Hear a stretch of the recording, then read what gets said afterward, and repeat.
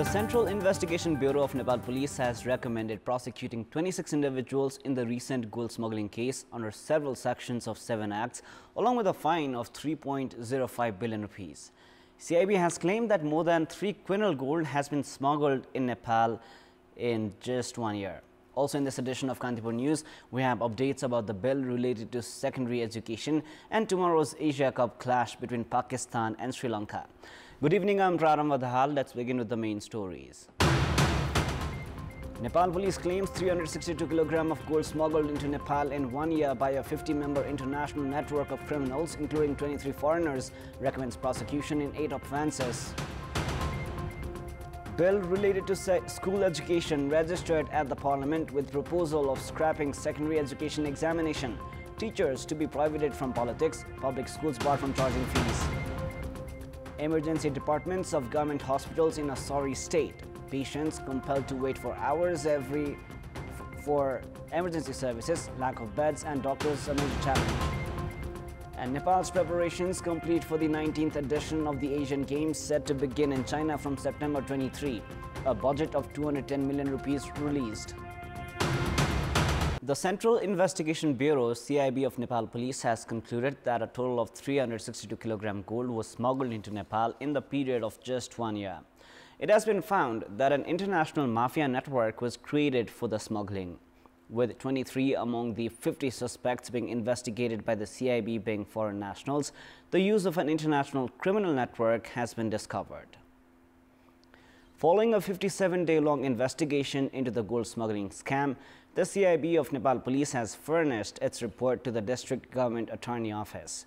The CIB investigation claims that more than 3 quintal gold had been smuggled into Nepal in just 1 year by creating a network of 50 individuals. Despite presenting 32 suspects at the court following their arrest, 18 individuals, including 14 foreigners, are still absconding.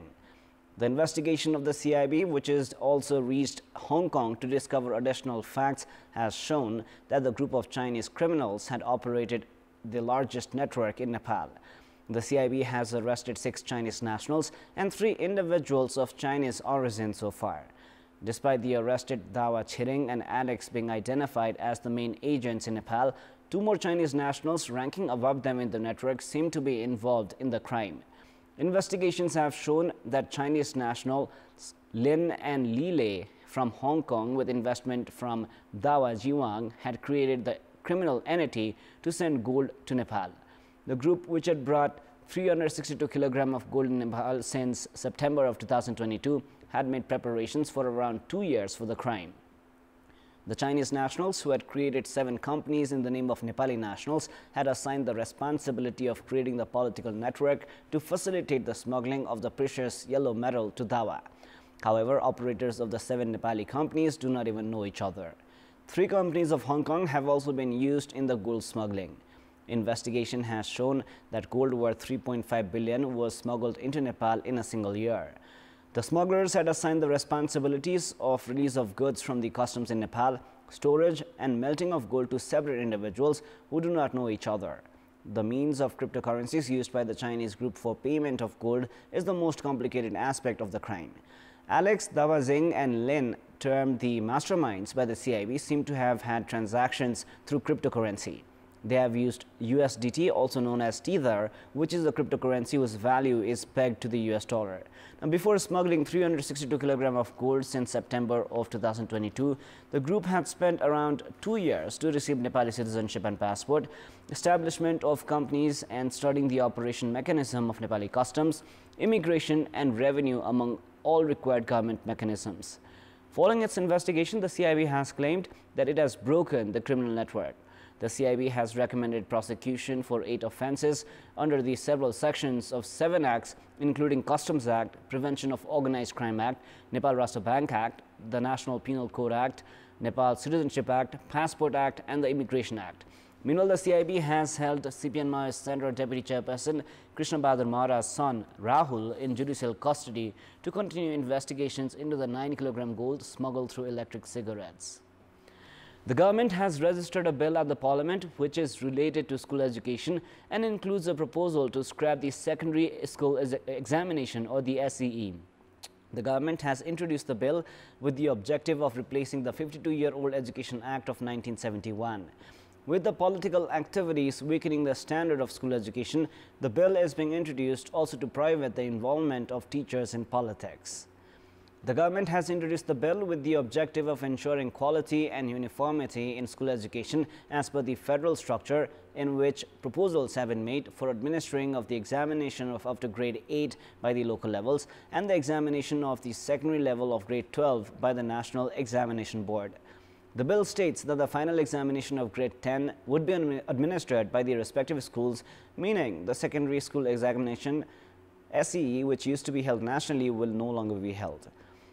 With the political interventions making serious impact on the quality of education and learnings of the students, the bill has also proposed prohibiting teachers from membership of political parties or entities and participation in political activities. However, the arrangement requiring the mandatory transformation of private schools to academic trusts after 5 years was removed and withdrawn after widespread criticisms. The bill states that the private schools can register as educational trusts. Works related to transfer of teachers and their appraisal will also be administered by the local levels.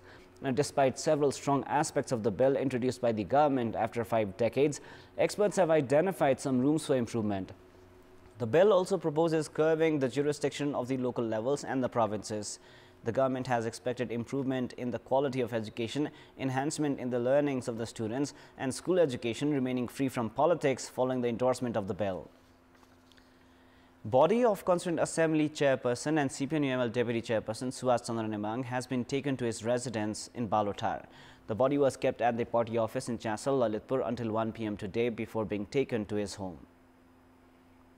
Nembang, who had fainted in the washroom of his home on Monday night, was pronounced dead after he was taken to the Tribhuvan University Teaching Hospital in Maharajganj. His body was taken to the UML party office in Chasal, Lalitpur from the hospital for final tributes. Leaders of several parties, cadres and well-wishers had reached Chasal to pay their tributes and condolences from early morning today as well. Meanwhile, both sons of Nembang have arrived in Kathmandu. According to UML, Nembang's final rites are to be performed with state honor at 11 a.m. tomorrow morning. Hello Sarkar, an around-the-clock grievance handling service which was brought into operation by the government under the Office of the Prime Minister and the Council of Ministers, has received more than 3,300 grievances within just 10 days. The government has been hearing public grievances around the clock through Hello Sarkar since the 3rd of September. Within 10 days, 3,309 grievances and complaints have been registered. 2,027 grievances have been registered through the toll-free number 1111 and 1,282 have been registered through emails and Facebook, among other digital platforms. Majority of the grievances are related to hassles faced by the public in various government institutions, corruption, irregularities, delay in construction of roads, drinking water facilities and electricity, among other issues of public concern. The government has been operating Hello Sarkar 24 hours with morning, day and night shifts. The administration meanwhile has said that some grievances will be addressed through telephone conversations, while others will be resolved through concerned departments. Out of 36,700 complaints registered at Hello Sarkar, 21,800 have been solved so far. The government has brought Hello Sarkar into operation to ensure ease for public to pour their grievances against administrative works. The Kathmandu Metropolis has suspended 42 Metropolitan Police constables. The police constables of Metropolitan Police have been suspended after they were found using the badge of Assistant Sub-Inspector of Metropolis on their own. The Metropolis on the 10th of July had promoted the Metro Police constables from 3rd to 4th rank. Considering the promotion, they had won the badge of Assistant Sub-Inspector, which led to their suspension. The Metropolis has formed a 3-member committee to probe into the matter. Now, head of the administration department of the Metropolis, Deepak Adhikari, said that the constables have been suspended until the committee furnishes its report. We reached the emergency section of hospitals for any unexpected complications in our health. Now, it is natural for patients to have expectations of ease in treatment at the emergency departments. However, the condition of the emergency departments of our hospitals is in a sorry state.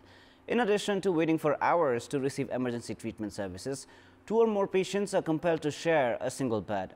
Now, despite the emergency wards of the government hospitals in specific being ill-managed, the government has not paid adequate attention to address this issue. There are a total of 45 beds for emergency services at the eldest hospital of the country, Pir Hospital in Kathmandu. However, up to 174 patients reach the hospital for emergency services on a daily basis. And despite such inflow of the patients, the hospital has been treating the patients who are compared to share the beds. Around 200 patients reach the Tribhuvan University Teaching Hospital in Kathmandu for emergency treatment. The 32-bed capacity emergency ward of the TUTH is always full. The hospital administration has said that it had to recommend the patients elsewhere as well. The situation is similar at Patan, which has a 35-bed capacity emergency where around 150 patients reach for treatment. However, the patients are compelled to wait in the emergency department here as well. In addition to the hospitals in Kathmandu, the sorry state of the emergency department is shared by hospitals across the country. While it is difficult to receive treatment in some places, doctors are not available or found even after waiting for hours in the others. Hospitals categorize the emergency beds into green, yellow and red on the basis of priority. But the hospitals have said that it is difficult for them to serve all patients because of limited beds. The Constitution of Nepal has assured basic health services for free of cost. But the government has not been able to ensure the ease in delivery of emergency services. The Ministry of Health and Population is aware about this situation. At a time when the public have not been receiving emergency services with ease, officials of the Health Ministry say that it is beyond their capacity. Delay in reaching the emergency department could even lead to death of the patients. Access to emergency services is difficult even in normal times. In such a situation, the government does not seem to have any answers regarding how to face a situation of grievous magnitude. In our Public Voice segment, today we have asked in several provinces regarding how the hospital-based emergency departments should be like. Let us now take a look at what they had to say.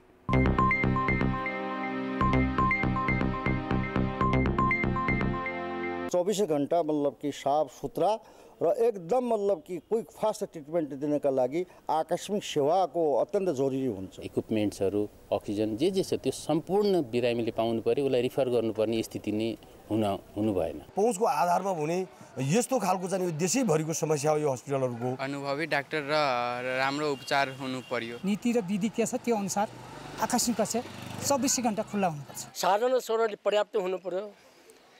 Doctor को अभाव हुनु भएन। छिटो अनि सस रूपमा हुनु पर्छ। आकस्मिक सेवा सफा सुग्घर हुनु पर्यो, राम्रो डाक्टरको व्यवस्था हुनु पर्यो, क्विक रिस्पोन्स हुनु पर्यो अनि व्यवस्थापन राम्रो हुनु पर्यो। भरपर्दो हुनु पर्यो, विश्वासिलो हुनु पर्यो र छिटो छरितो हुनु पर्यो।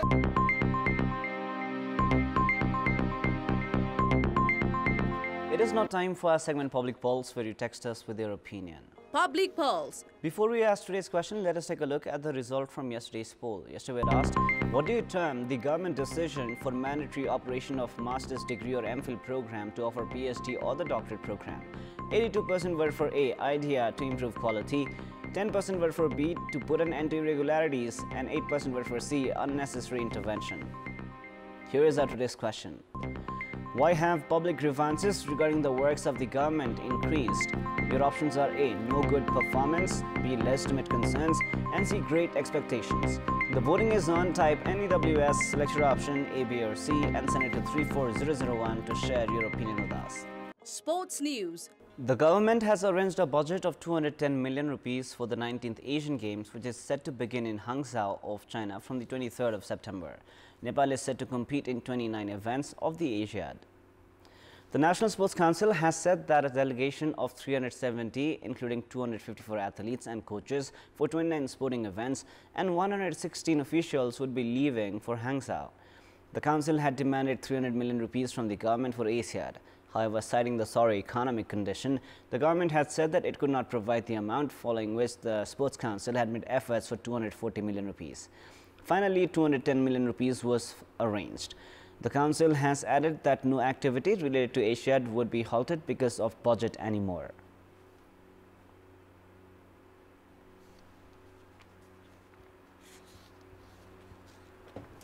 Now, Pakistan plays Sri Lanka in their Super 4 clash of the Asia Cup tomorrow. The match will decide India's opponent for Sunday's final of the tournament. While Pakistan must win the match, a no result will be adequate for Sri Lanka to progress to the final. That is all for the moment. Up next is the news in Nepali. Thank you for staying with us. Goodbye for now.